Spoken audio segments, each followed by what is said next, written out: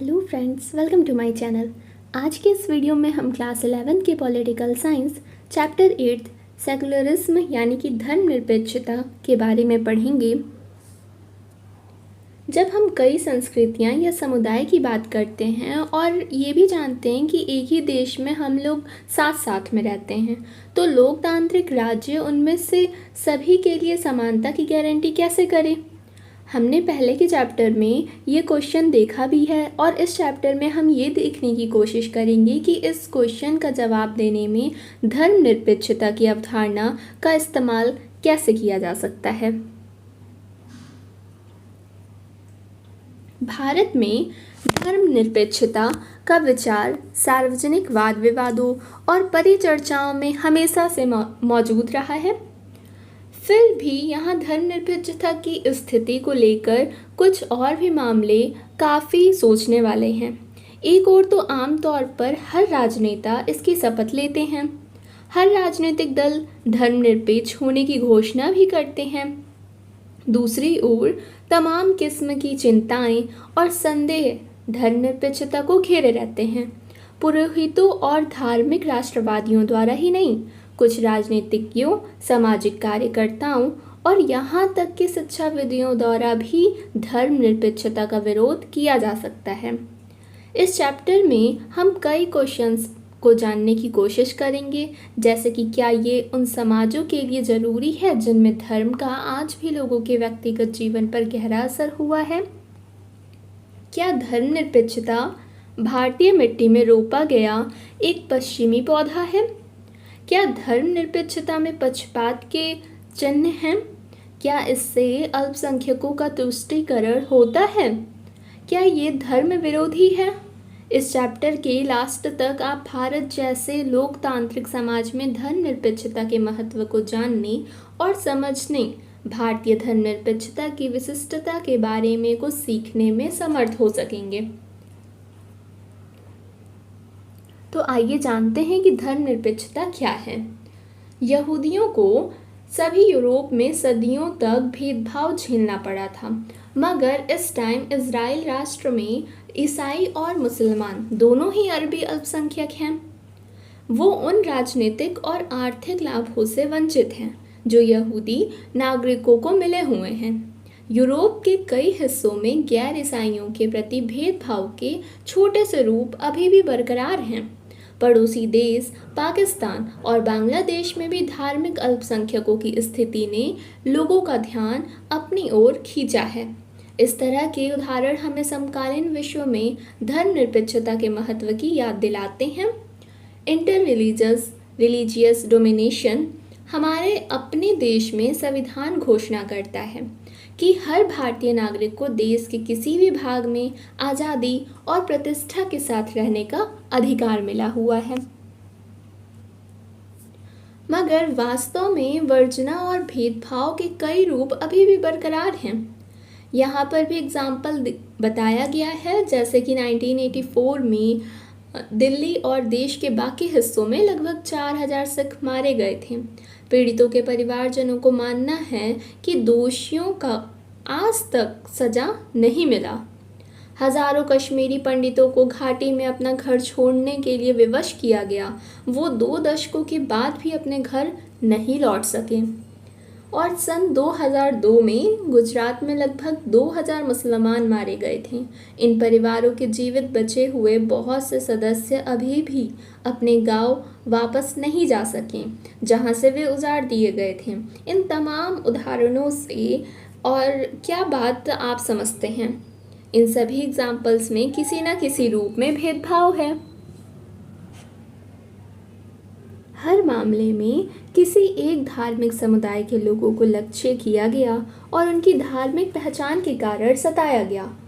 दूसरे शब्दों में नागरिकों के एक समूह को बुनियादी आज़ादी से वंचित किया गया। ये भी कहा जा सकता है कि ये सारे एग्जाम्पल्स अंतर धार्मिक वर्चस्व और एक धार्मिक समुदाय या दूसरे समुदायों के उत्पीड़न के मामले हैं। धर्मनिरपेक्षता को सबसे पहले और सर्वप्रमुख रूप से ऐसा सिद्धांत समझा जाना चाहिए जो अंतरधार्मिक वर्चस्व का विरोध करता है। हालांकि यह धर्मनिरपेक्षता की अवधारणा के महत्वपूर्ण पहलुओं में से केवल एक है। धर्मनिरपेक्षता का इतना ही महत्वपूर्ण दूसरा पहलू अंतः धार्मिक वर्चस्व यानी कि धर्म के अंदर छुपे वर्चस्व का विरोध करना है। आइए हम इसके भी बारे में जानते हैं और अच्छे तरह से। धर्म के अंदर वर्चस्व क्या होता है? कुछ लोगों का मानना है कि धर्म महज जन समुदाय के लिए अफीम है और जिस दिन सभी लोगों की बुनियादी ज़रूरतें पूरी हो जाएंगी और वे खुशहाल और संतुष्ट जीवन यापन करने लगेंगे, धर्म विलुप्त हो जाएगा। ऐसा विचार मानव की क्षमता के बारे में अतिरंजित बोझ सा लगता है। ये संभावना से परे है कि मनुष्य कभी भी प्रकृति को पूरी तरह जान पाने और इसे नियंत्रित करने में समर्थ हो जाएगा। हम अपना जीवन काल तो बढ़ा सकते हैं मगर अमर कभी नहीं हो सकेंगे। ना तो रोगों का कभी पूरी तरह उन्मूलन हो सकता है और ना हम अपनी ज़िंदगी में दुर्घटना और भाग्य के तत्व से छुटकारा पा सकते हैं। अलगाव और हानि मानव स्थिति के एक अभिन्न अंग हैं। हमारे अधिकांश दुख और दर्द मानव निर्मित हैं, इसीलिए उनका अंत तो हो सकता है, लेकिन कुछ कष्ट मानव निर्मित नहीं हैं। धर्म, कला और दर्शन ऐसे दुख दर्दों के सटीक प्रत्युत्तर हैं। धर्मनिरपेक्षता भी इसे स्वीकार करती है और इसीलिए वो धर्म विरोधी नहीं है। जिन समस्याओं ने गहरे जड़ जमा रखा है उसमें धर्म का भी योगदान है। जैसे कि किसी ऐसे धर्म के बारे में सोचना भी मुश्किल है जो पुरुष और स्त्री को समान नज़र से देखता हो। हिंदू धर्म में कुछ तबके भेदभाव से स्थायी तौर पर पीड़ित रहे हैं। मसलन दलितों को हिंदू मंदिरों में प्रवेश से हमेशा रोका जाता रहा है। देश के कुछ हिस्सों में हिंदू महिलाओं का भी मंदिरों में प्रवेश वर्जित है। जब कोई धर्म एक संगठन में बदलता है तो आमतौर पर इसका बहुत ज़्यादा रूढ़िवादी हिस्सा इस पर हावी हो जाता है जो किसी किस्म के असहमति बर्दाश्त नहीं करता। अमेरिका के कुछ हिस्सों में धार्मिक रूढ़िवाद बड़ी समस्या बन गया है जो देश के अंदर भी शांति के लिए खतरा पैदा कर रहा है और बाहर भी। कई धर्म समुदाय या संप्रदायों में टूट जाते हैं और निरंतर आपसी हिंसा और कई मत रखने वाले अल्पसंख्यकों के उत्पीड़न में लगे रहते हैं। इस तरह धार्मिक वर्चस्व को केवल अंतर धार्मिक वर्चस्व के तौर पर नहीं देखा जा सकता है। ये एक दूसरा सुस्पष्ट रूप यानी धर्म के अंदर वर्चस्व का रूप भी ग्रहण करता है। संस्थाबद्ध धार्मिक वर्चस्व के सभी रूपों का विरोधी होने के नाते धर्मनिरपेक्षता को न केवल अंतर धार्मिक बल्कि धर्म के अंदरूनी वर्चस्व को भी चुनौती देना होगा। हमारे पास धर्मनिरपेक्षता की आम धारणा मौजूद है। ये ऐसा नियामक सिद्धांत है जो धर्मनिरपेक्ष समाज यानी कि अंतर धार्मिक और अंतः धार्मिक दोनों तरह के वर्चस्वों से रहित समाज बनाना चाहता है। सकारात्मक रूप से देखा जाए तो यह धर्मों के अंदर आज़ादी और कई धर्मों के बीच और उनके अंदर समानता को बढ़ावा देना चाहता है। अब हम इस व्यापक ढांचे के अंदर कुछ और लघुत्तर सवालों पर भी विचार करते हैं, जैसे कि इन उद्देश्यों को पूरा करने के लिए किस प्रकार का राज्य सक्षम होगा। दूसरे शब्दों में धर्मनिरपेक्षता के लिए प्रतिबद्ध किसी राज्य को धर्म और धार्मिक समुदाय से कैसे अलग या संबद्ध होना चाहिए। सेकुलर स्टेट, धर्मनिरपेक्ष राज्य। धार्मिक भेदभाव रोकने का एक रास्ता ये भी हो सकता है कि हम आपसी जागरूकता के लिए एक साथ मिलकर काम करें। लोगों की सोच को बदलने में मदद करने के लिए शिक्षा एक बहुत ही अच्छा उपाय है। साझेदारी और पारस्परिक सहायता के व्यक्तिगत उदाहरण भी कई समुदायों के बीच पूर्वाग्रह और संदेहों को कम करने में योगदान दे सकते हैं। भयानक सांप्रदायिक दंगों के बीच हिंदुओं और मुसलमानों को या फिर मुसलमानों द्वारा हिंदुओं को बचाने की कहानियाँ पढ़ना हमेशा प्रेरणादायी होता है, लेकिन ये नामुमकिन सा है कि केवल शिक्षा या फिर भलाई धार्मिक भेदभाव को मिटा दे। आधुनिक समाज में राज्यों के हाथों में प्रचुर सार्वजनिक शक्ति निहित होती है। राज्य सत्ता जिस प्रकार काम करती है उससे अंतर सामुदायिक टकरावों और धार्मिक भेदभाव से अपेक्षाकृत कम ग्रसित समाज की रचना के प्रयासों पर निर्णायक प्रभाव पड़ता ही है। इस कारण हमें ये देखने की ज़रूरत है कि धार्मिक टकराव रोकने और धार्मिक समानता को प्रोत्साहित करने के लिए किस किस्म की राज्य सत्ता आवश्यक है। एक राष्ट्र को किसी धार्मिक समूह के वर्चस्व को कैसे रोकना चाहिए? सबसे पहले तो राज्य सत्ता किसी खास धर्म के प्रमुखों द्वारा संचालित नहीं होनी चाहिए। पुरोहितों व्यवस्था द्वारा प्रत्यक्ष रूप से शासित राष्ट्र धर्मतांत्रिक राष्ट्र कहलाता है। धर्मतांत्रिक राष्ट्र अपनी श्रेणीबद्धता, उत्पीड़न और दूसरे धार्मिक समूह के सदस्यों को धार्मिक स्वतंत्रता न देने के लिए कुख्यात रहा है। मध्यकालीन यूरोप में पोप की राजसत्ता या हाल के समय में तालिबानी राजसत्ता, जहां धार्मिक और राजनीतिक संस्थाओं के बीच अलगाव का अभाव था, इस प्रकार के उदाहरण हैं भी। अगर हमारे लिए शांति, स्वतंत्रता और समानता का कोई महत्व है तो धार्मिक संस्थाओं और राजसत्ता की संस्थाओं के बीच संबंध विच्छेद बहुत जरूरी होना चाहिए। कुछ लोग सोचते हैं कि संगठित धर्म और राजसत्ता के बीच संबंध विच्छेद ही धर्मनिरपेक्ष राज्य के अस्तित्व के लिए पर्याप्त है, मगर ऐसा होता नहीं है। कई राज्य धर्मतांत्रिक ना होते हुए भी किसी खास धर्म के घनिष्ठ गठजोड़ बनाए रखते हैं, जैसे कि 16वीं सदी में इंग्लैंड का राज्य पुरोहित वर्ग द्वारा संचालित न होते हुए भी स्पष्ट रूप से आंग्ल चर्च और इनके सदस्यों का पक्षपोषण करता था।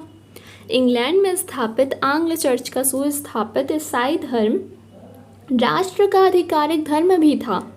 आज सुन्नी इस्लाम पाकिस्तान का आधिकारिक राज्य धर्म है। ऐसे शासन तंत्रों में आंतरिक विरोध या धार्मिक समानता की तनिक भी गुंजाइश नहीं होती। सचमुच धर्मनिरपेक्ष होने के लिए राजसत्ता को न केवल धर्मतांत्रिक होने से इनकार करना होगा, बल्कि उसे किसी भी धर्म के साथ किसी भी तरह के औपचारिक, कानूनी या फिर गठजोड़ से परहेज करना पड़ेगा। धर्म और राजसत्ता के बीच संबंध विच्छेद धर्मनिरपेक्ष राजसत्ता के लिए बहुत जरूरी है, मगर केवल यही पर्याप्त तो नहीं है। धर्मनिरपेक्ष राज्य को ऐसे सिद्धांतों और लक्ष्यों के लिए अवश्य प्रतिबद्ध होना चाहिए जो अंशतः ही सही गैर धार्मिक स्रोतों से निकलते हों। ऐसे लक्ष्यों में शांति, धार्मिक स्वतंत्रता, धार्मिक उत्पीड़न, भेदभाव और वर्जना से आज़ादी और साथ ही अंतर धार्मिक और अंतः धार्मिक समानता शामिल रहनी चाहिए। इन लक्ष्यों को प्रोत्साहित करने के लिए राज्य को संगठित धर्म और इसकी संस्थाओं से कुछ मूल्यों की खातिर जरूरी ही अलग होना चाहिए। ये मानने का कोई कारण नहीं है कि राजनीतिक धर्मनिरपेक्षता किसी एक ही रूप में सामने आती है।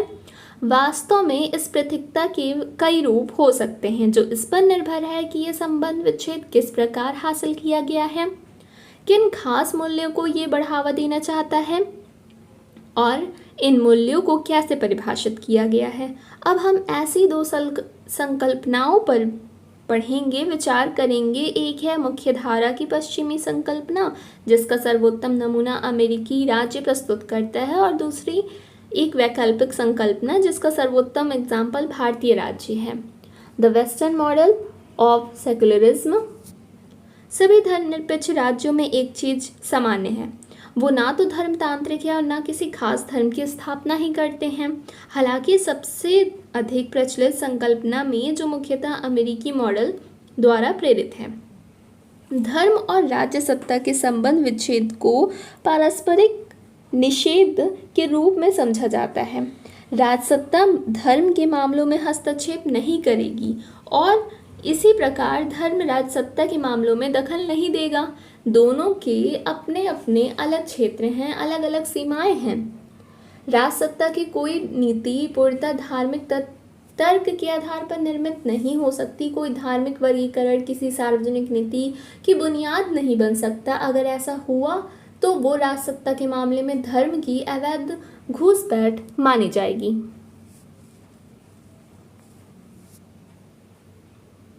उसी प्रकार राज्य किसी धार्मिक संस्था को मदद नहीं देगा, वो धार्मिक समुदायों द्वारा संचालित शैक्षणिक संस्थाओं को वित्तीय सहयोग नहीं दे सकता। जब तक धार्मिक समुदायों की गतिविधियां देश के कानून द्वारा निर्मित व्यापक सीमा के अंदर होती है, वो इन गतिविधियों में व्यवधान नहीं पैदा कर सकता। जैसे कि अगर कोई धार्मिक संस्था औरतों के पुरोहित होने को वर्जित करती है तो राज सत्ता इस मामले में कुछ नहीं कर सकती। अगर कोई धार्मिक समुदाय अपने अलग मतावलंबियों का बहिष्कार करता है तो राज्य इस मामले में मूक दर्शक ही बना रह सकता है। अगर कोई खास धर्म अपने कुछ सदस्यों को मंदिर के गर्भगृह में जाने से रोकता है तो राज्य के पास मामले को यथावत बने रहने देने के सिवा कोई और विकल्प ही नहीं है। इस विचार से धर्म एक निजी मामला है, वो राज्य सत्ता की नीति या फिर कानून का विषय नहीं हो सकता। ये संकल्पना स्वतंत्रता और समानता की व्यक्तिवादी ढंग से व्याख्या करती है। स्वतंत्रता का मतलब है व्यक्तियों की स्वतंत्रता, समानता का मतलब है व्यक्तियों के बीच समान। इसमें ये गुंजाइश नहीं है कि किसी समुदाय को अपनी पसंद का आचरण करने की स्वतंत्रता रहे। समुदाय आधारित अधिकारों या फिर अल्पसंख्यक अधिकारों की कोई गुंजाइश नहीं है। पश्चिमी समाजों या समुदाय का इतिहास बताता है कि ऐसा क्यों है। यहूदियों की उपस्थिति को छोड़ दिया जाए तो अधिकांश पश्चिमी समाज काफ़ी हद तक धार्मिक रूप से सजातीय थे। स्वाभाविक रूप से इस तथ्य के चलते उनके केंद्र में अंतर धार्मिक वर्चस्व ही रहता था, जहाँ कई मामलों में व्यक्तिगत स्वतंत्रता को साकार करने के लिए चर्च से राज्य के संबंध विच्छेद पर कड़ाई के साथ बल दिया जाता था। वहीं अंतर धार्मिक समानता और इसलिए अल्पसंख्यकों के अधिकार के मुद्दे हमेशा उपेक्षित रह जाते थे। इस तरह की धर्मनिरपेक्षता में राज्य समर्थित धार्मिक सुधार के लिए कोई जगह नहीं है। ये विशेषता सीधे तौर पर इस समझ से निकलती है कि राज्य और धर्म के अलगाव के लिए इनका पारस्परिक निषेध जरूरी है।